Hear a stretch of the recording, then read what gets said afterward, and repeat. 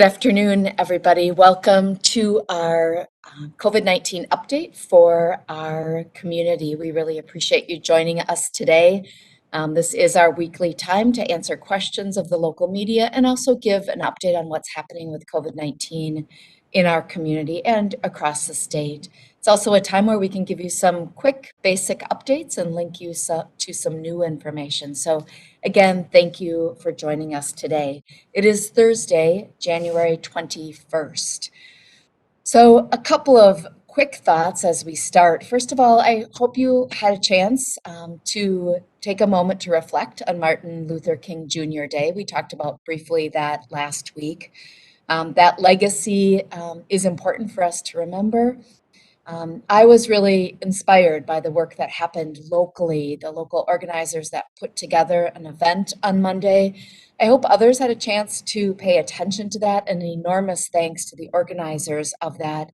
That remembrance event makes a difference in our community. We have tough challenges, and with COVID-19, that doesn't make things better. And having events like that are really celebrations of how well our community comes together and does things together. So thank you to that group, and thanks to the community for the continued work you're doing to make us move forward successfully. I also this week was inspired by a young poet that spoke at the inauguration. If you have not had a chance to see her and listen to her words, I think, again, during this time of COVID-19, particularly important that we listen to those words of inspiration. So listen to that if you haven't. A couple of just housekeeping pieces. Again, if media has questions, please enter those into the chat, and Audrey will be monitoring those. She's off-site, so I can be with you not wearing a mask alone in the room today. So put your questions in the chat, and if you'd like, at the end, you can also unmute when we get to that point and ask questions then. We'll go through our Eau Claire data, our state data, some updates, and then answer questions. First of all, for Eau Claire data, we are now at 10,233 individuals that are Eau Claire County residents that have tested positive since the start of this pandemic, really 10% of our population at this point. An increase of 252 individuals since last week, Thursday. We're averaging about 36 cases a day right now. Again, our goal is to be well below that, around 10 cases a day. And I would say we are in a much better spot than we were in November. So really kudos to people across this community that are working hard to slow spread down. It makes a difference. We also have about 325 active cases of COVID-19 that we're currently monitoring. That means those people are having to stay home, isolated, and their close contacts quarantined, critically important as part of our response to COVID-19. 322 individuals in Eau Claire have been hospitalized related to COVID-19, an increase of 7 people since last week. And we now have 95 of our Eau Claire County friends, families, and neighbors that have died related to this pandemic, an increase of 5 people with COVID-related deaths since last week, Thursday. We also, on this day, share a couple of additional data points. Our jail testing data is now at 403 tests connected to the jail, with 26 individuals that have been positive in that testing. Our UW-Eau Claire testing does continue, and about 14% of our total cases are connected to UW-Eau Claire. They are starting back with their semester shortly, and they will be and are doing, again, testing of those students and faculty connected to UW-Eau Claire. So that testing data will be going up again with that population. We have 66 active public health investigations. Again, those are cases of COVID-19 that are connected to facilities across Eau Claire County.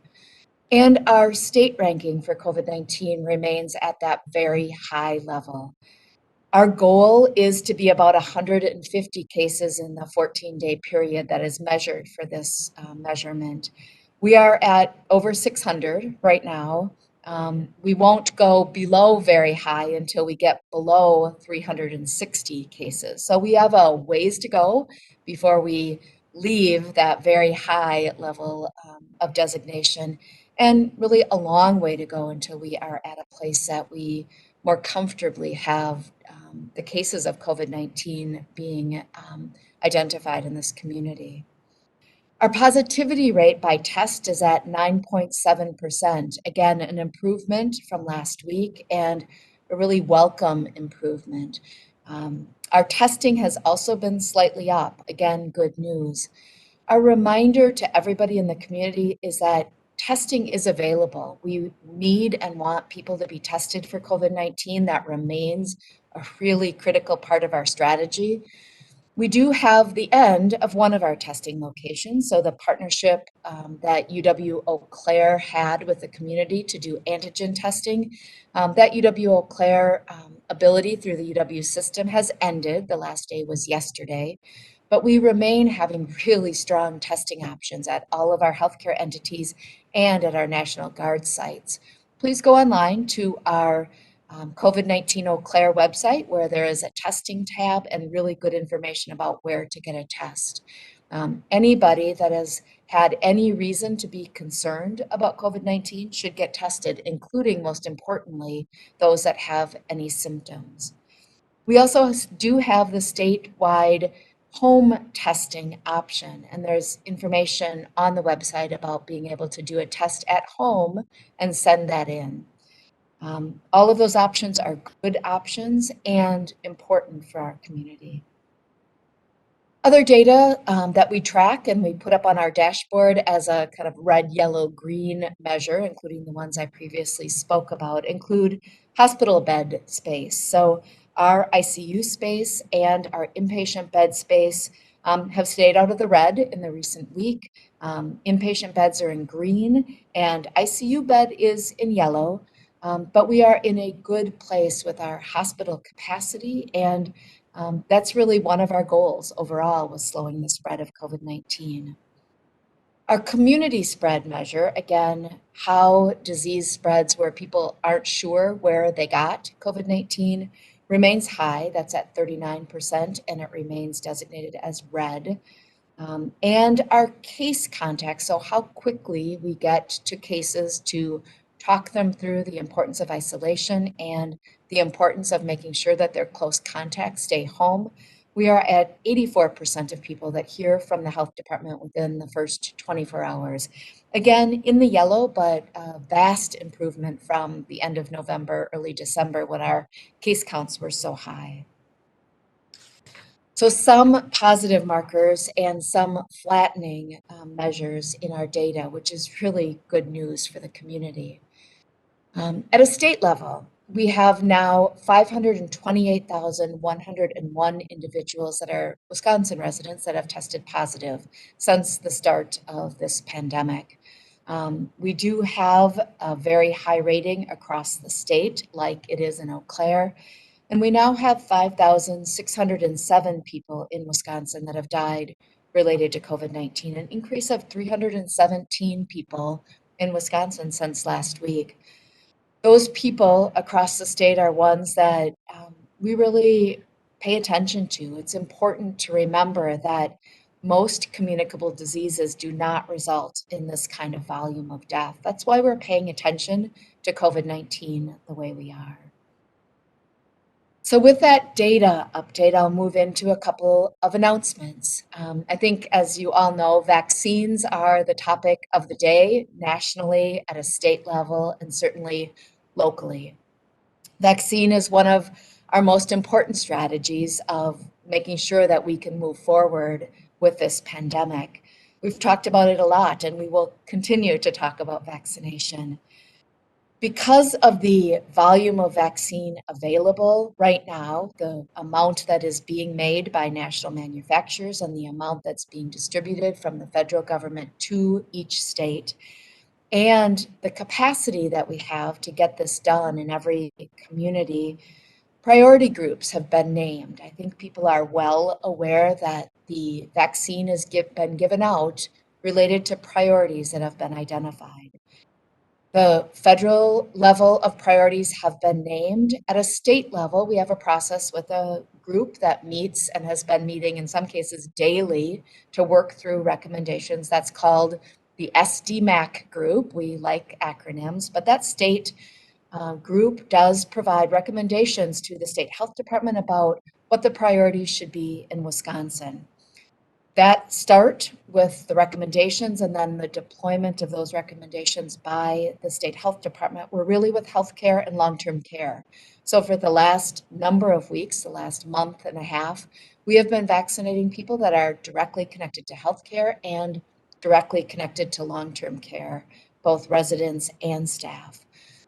Those individuals have been vaccinated in Eau Claire by our multiple vaccinators. We are fortunate in this community to not just have one or two vaccinators able to get COVID-19 vaccine, but we have a number of them, including all of our healthcare partners and the health department.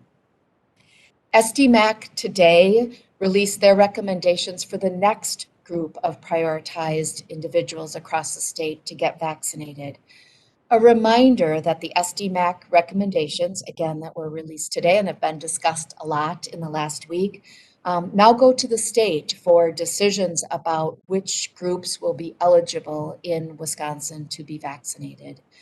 Right now, the state has made eligible, again, healthcare workers, long-term care workers and their staff. Those were the 1A groups. They also last week, starting this Monday, added law enforcement and fire officials to that group. So those started to be vaccinated on Monday. Those were the beginning of this 1B next group. They have also added this week people over the age of 65. So those individuals over the age of 65 and the law enforcement and fire professionals are part of the 1B group. They were named a bit before the SDMAC group named their recommendations today, but they are part of that same 1B group. What will happen next is the state will continue to make decisions about which of the 1B recommendations from SDMAC will roll out next. We expect that to happen periodically over time, that those groupings will be released, and those announcements will come from the state health department. Each week, all the vaccinators in our community and across the state are allowed to order vaccine for just those eligible groups. And each week we ask for vaccine and receive vaccine from that state allocation of vaccine. We were also notified yesterday that the state has heard from the federal government that they should not, over the next 3 or 4 weeks, anticipate additional vaccine being available to Wisconsin. We're getting about 70,000 doses per week. And that the federal government has signaled that about that same allocation for first-time doses will continue. Everybody should understand that as we open up additional groups to vaccination, so the 700,000 estimated individuals that are over the age of 65, for example, that is a good thing that we're opening up eligibility. And we need to understand that we still only get about 70,000 doses in the state a week. So that mismatch, the simple math of that mismatch is probably readily apparent to everybody. In this community, vaccinators have been getting vaccine weekly and giving vaccine weekly. The health department, as an example, has been asking for vaccine for those healthcare workers, long-term care workers, and law enforcement and fire. And our clinic every week has been filled with that population. This morning, in fact, we announced work that has happened over the last week with all of those vaccinator providers to create a one-stop shop, basically, for anybody in the community to go to understand, first of all, who's eligible to be vaccinated right now based on the state eligibility, and how can people best and most easily access that information in Eau Claire. How can they get an appointment, basically? So again, at our COVID-19eauclaire.org webpage, we have a very specific way to do that. Audrey's pulling it up now for those of you that are able to watch this, just so people have an idea how quickly and easily they can get to that location. This is the face page of our website. At this face page, you'll see that there is a very large spot right in the top that says COVID-19 vaccine appointments. Again, if you click that link, you go right to a page that has been organized with all of our vaccine partners. So HSHS Prevea, Mayo, Marshfield, and the health department, along with Oak Leaf Clinics. All of those providers have worked together to have this one-stop place to get information. You'll see at the top, again, are those eligible groups. So in pink, who's eligible to receive vaccine. We ask people to review that to understand if they currently are able to get a vaccine. Then there is information about scheduling.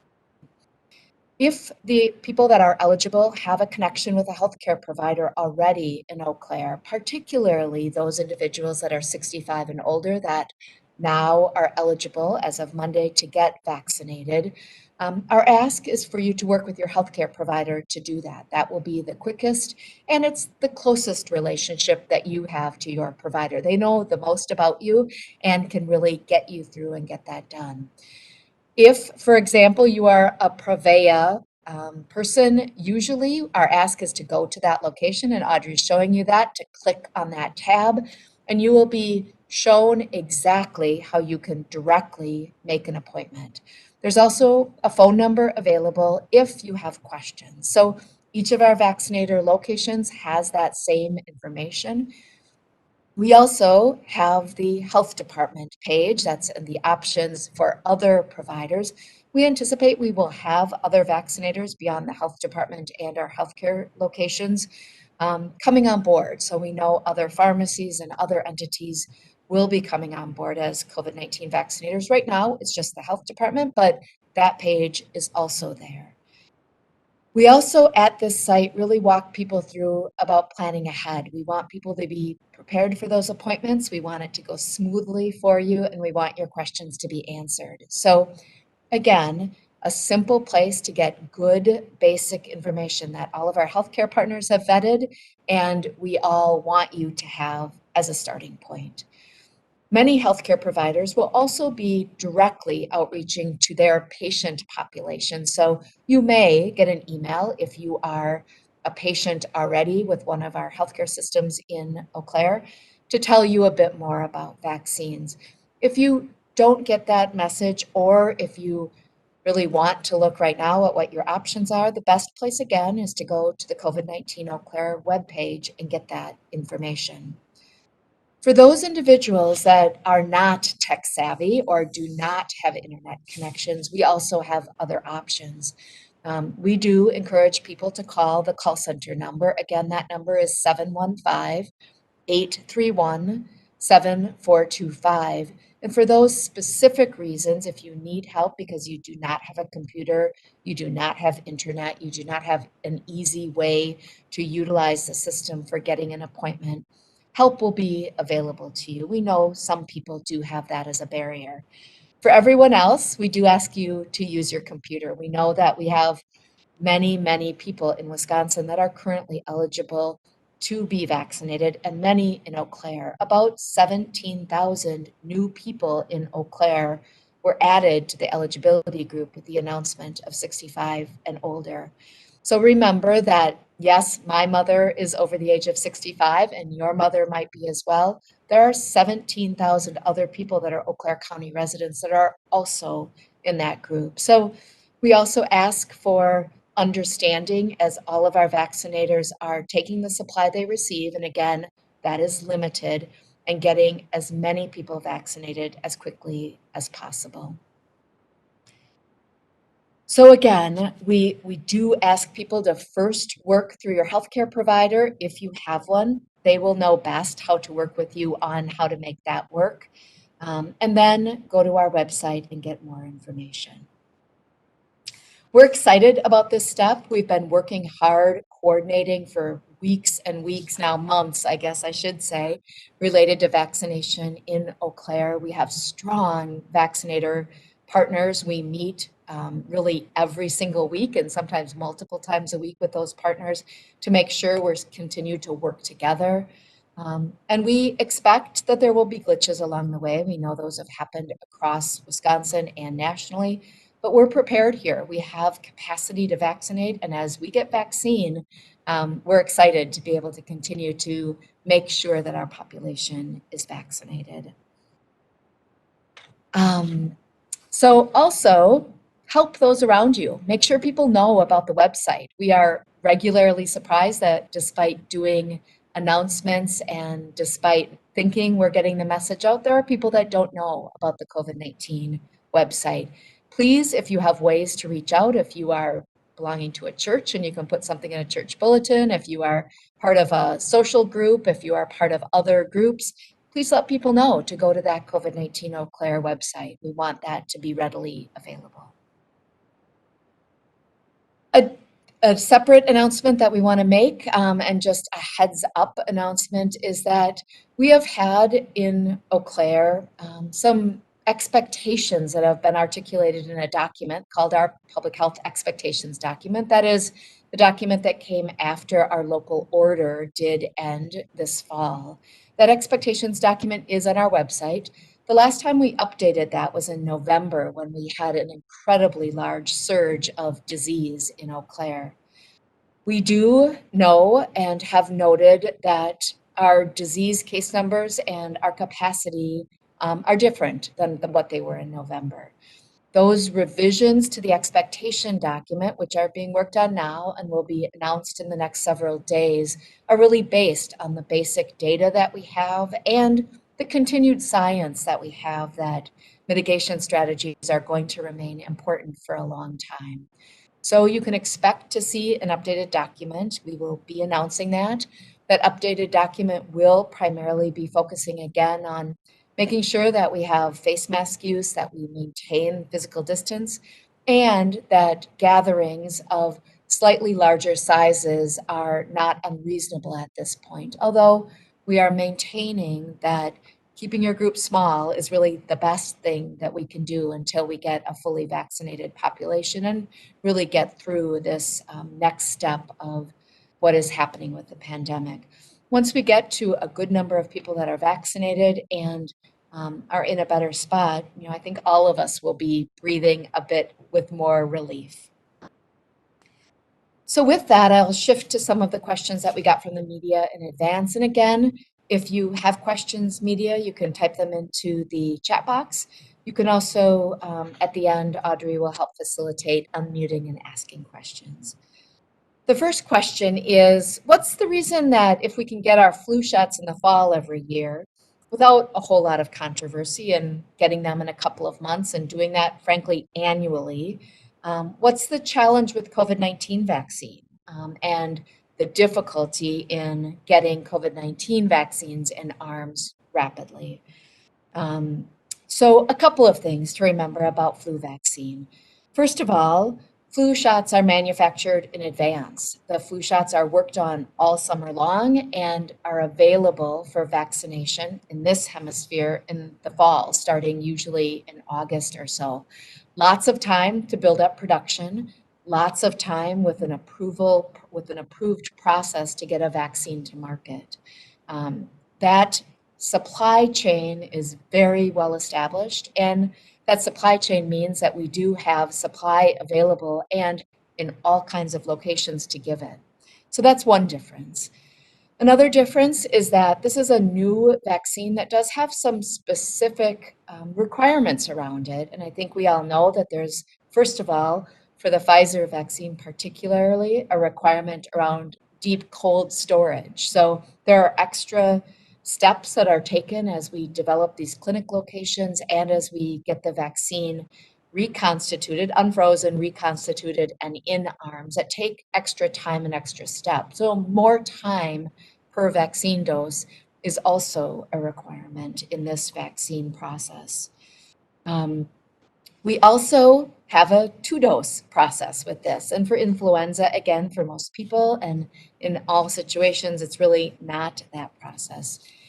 And I would say most frankly to everybody, while I would love to be able to say that in Eau Claire we have an 80% vaccination rate for influenza, we certainly do not every year. Our more average vaccination rate for influenza is just over 30%. If we only get 30% of our population vaccinated, we'll have challenges in this state and in this country. Our goal is well over 30% vaccination. So again, while we would love to have full vaccination every year with influenza, and while we would love to have an enormous supply of vaccine available to meet the demand, we don't have either of those things right now. And we really need the demand high and we need the production high as we move forward. I think, again, in Eau Claire, we're doing really well given those barriers, and we have very strong vaccinators. Every day we have organizations leaning in saying that they want to help, and we are lucky with that as well. We've built those relationships over a lot of years, and we're fortunate that come times like this, we can take advantage of those. When and if we have a lot of vaccine available, I have no doubt that in Eau Claire, we will get that out in those mass vaccination ways that we've talked about for years. So with that, I think we will go to questions in the chat box, Audrey. Yeah, we have a number of them. The first talks about our metrics, noting that there's several metrics now in the county data that are yellow. For example, the percent positive of tests is under 10% for the first time in a long time. Did having these metrics in the moderate range now trigger any loosening of certain restrictions? And you touched on this just a little bit earlier. I did, and I think, yes, we are using data to guide not only how we are talking about disease spread in the community, but then really those concrete documents like the expectations document. The expectations document has been used, even though maybe invisible to some, as we have gone out to entities, as we have problem solved and talked to organizers of events, as we have worked through how do we keep disease spread as low as possible in our community. So with the data change and with the continued focus on mitigation strategies, we really do feel comfortable slowly moving out of these more restrictive expectations and moving back to places that we were at earlier in the fall. So you can anticipate that, again, that expectations document will be updated. We will publicly announce that and make that readily available to everybody. You also talked a little bit about the Phase 1B recommendations from SDMAC. Have you heard yet from the state about their potential rollout to school workers and others that were part of those recommendations today?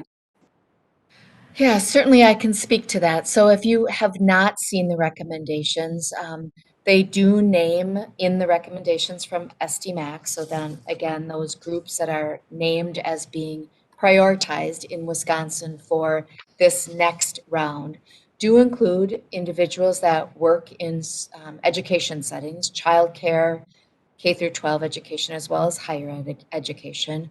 They also include places that have congregate living happening. So places like shelters, homeless shelters, and jails and other facilities where multiple people live together in a congregate way beyond our long-term care facilities.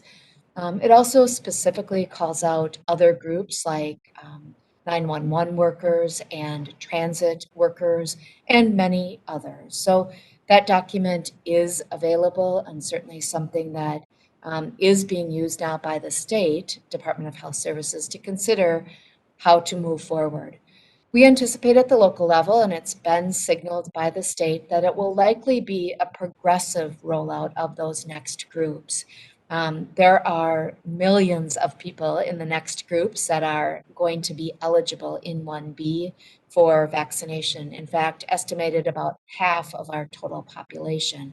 So if you look at our total population in Eau Claire County, that is well over 50,000 people that could be, again, if 1B was adopted as a whole, eligible for vaccination. Again, we are getting not an increase in our vaccine allotment from the federal government. So part of, I'm sure, what the state is doing is to really progressively allocate out those that are most at risk. And the decision was made that law enforcement, fire, and our people in our communities that are 65 and older would be the first in that group. Not to say that the rest of 1B isn't a priority, but the first rollout of 1B has been law enforcement, fire, and 65-year-old individuals and older. We do expect the next groups to be identified and certainly anticipate groups like schools to be identified in the somewhat near future. The next question is, how are providers of the COVID-19 vaccine ensuring that people with chronic illness and those that are at higher risk of significant illness if they contract the virus, how do those people have access even as those who do not have significant health issues are receiving the vaccine? Is that a concern, and is there any plan to address that situation? Thanks for that question. It is a really important equity question in Wisconsin and across the nation. The SDMAC recommendations and the recommendations that we make across our community is that we know that there's limited vaccine right now, and that while we would like all 65 and older to be vaccinated, we are pushing hard that notice from healthcare entities, for example, particularly prioritize those that have other conditions that make them at highest risk. We know some of our healthcare providers are working through trying to identify in their electronic medical records those individuals and getting special messages out to them. We're also coordinating with our Aging and Disability Resource Center, who also works with many individuals that do have additional reasons that make them higher risk, to make sure messages get out very quickly and clearly to those people. We know that there will be instances where individuals that do have compromising conditions are not first on the list, and that's a really tough reality in the current environment that we have. I'm not aware of any system that is doing signups for appointments, screening out people without chronic conditions. But I know that we are deliberately communicating with people that do have compromising conditions to particularly focus on making those phone calls if they need to call, and if nothing else, getting on and making an appointment. And then the last question in the chat box, can you speak to the number of people who have contacted the health department since Tuesday about the state's announcement that people 65 and older can get the vaccine? And we're trying to get a picture of how high the demand is among that older age group. Yeah, I have not asked our front desk staff, although they're likely documenting that. We have gotten many calls from individuals that are 65 and older, and many calls into our COVID hotline. Again, we do understand that it is hard and confusing to be receiving an announcement that you are eligible, and really at a national level that was announced, and then at a state level it was identified, and now we are understanding that it's hard to hear that you're eligible and have it be difficult to immediately get an appointment. Part of the challenge is hopefully worked on now. We have one place to go to find out all the places you can look for appointments. So that solution, in cooperation with our healthcare entities, was put together this week. We also know that the other big barrier, and one that we can't solve locally and the state can't solve, is the volume of vaccine.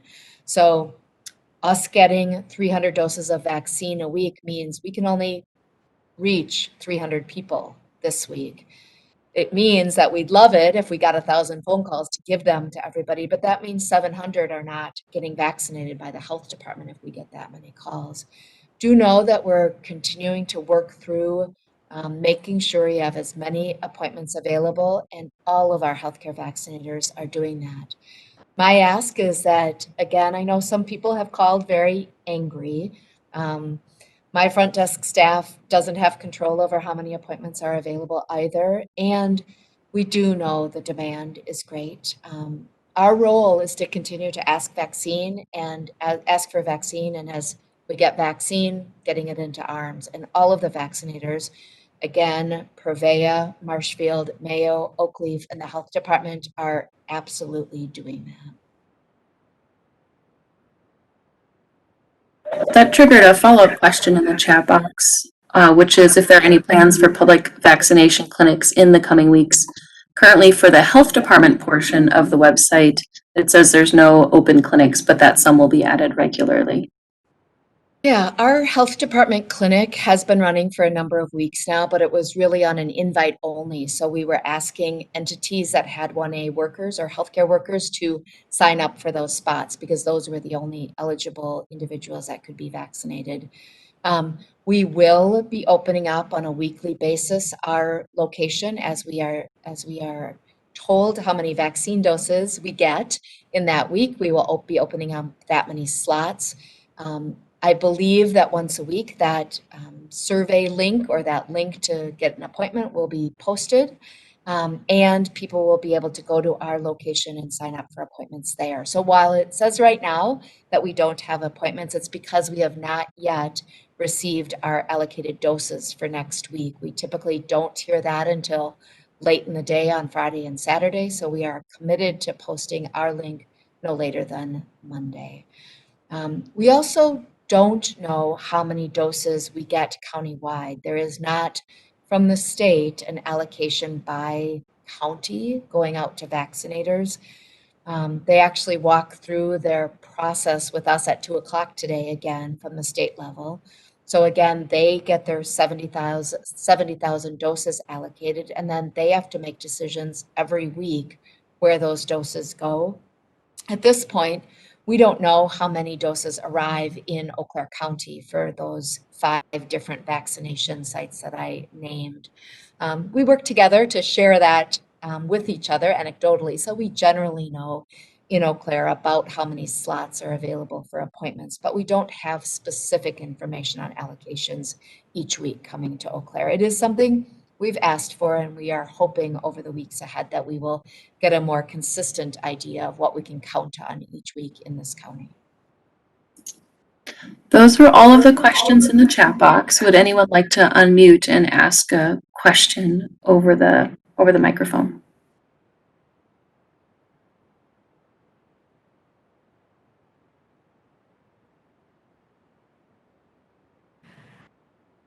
All right. Again, thank you very much, everybody. Please go to our COVID-19 eauclaire.org webpage.